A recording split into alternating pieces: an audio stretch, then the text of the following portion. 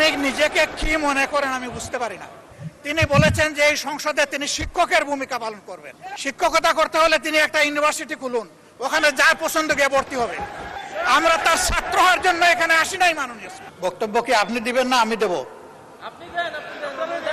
মাননীয় স্পিকার, এটা অশোভন, এটা অশোভন। আমার বক্তব্যের সময় যদি এইভাবে কমেন্টস করা হয় তাহলে আমার এখানে দাঁড়ানোর প্রয়োজন নেই। বলেন মাননীয় বিরোধী দল নেতা, বলুন আপনার বক্তব্য বলুন। আপনি মাননীয় স্পিকার, আমি সম্মানিত সংসদ সদস্য এবং স্বরাষ্ট্র মন্ত্রীর প্রতি সম্মান রেখে বলতে চাই, আজকে নতুন করে তিনি এই শব্দগুলো উচ্চারণ করেন নাই। সংসদ অধিবেশন যেদিন থেকে বসা শুরু হয়েছে সেদিন থেকেই তিনি তুচ্ছ তাচ্ছিল্য করে সবাইকে বক্তব্য। উনি নিজেকে কি মনে করেন আমি বুঝতে পারি না।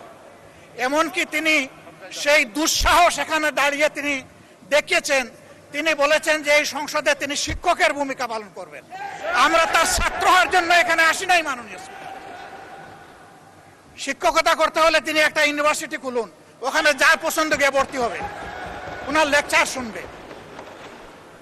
আজকে একই বক্তব্যে দুইবার উনি অ্যাটাক করে ফেললেন। আমার সঙ্গীরা তো মনে করে, আমি নিজেও মনে করি যে এইটা কালচারাল না, এইটা পার্লামেন্টারিয়ান ফ্যাসিজম। এটা হওয়া উচিত না। উনি এই পল্টন আজকে নতুন করে বলেন নাই, হিট দিয়ে কথা বলেন নাই। আজকে আমি সুস্পষ্টভাবে দায়িত্ব নিয়ে বলছি, এই পার্লামেন্টের সৌন্দর্য বিধানের জন্য উনাকে দুঃখ প্রকাশ করতে হবে এবং উনার বক্তব্য সংসদের এই কার্যপ্রণালী থেকে এক্সপাঞ্জ করতে হবে।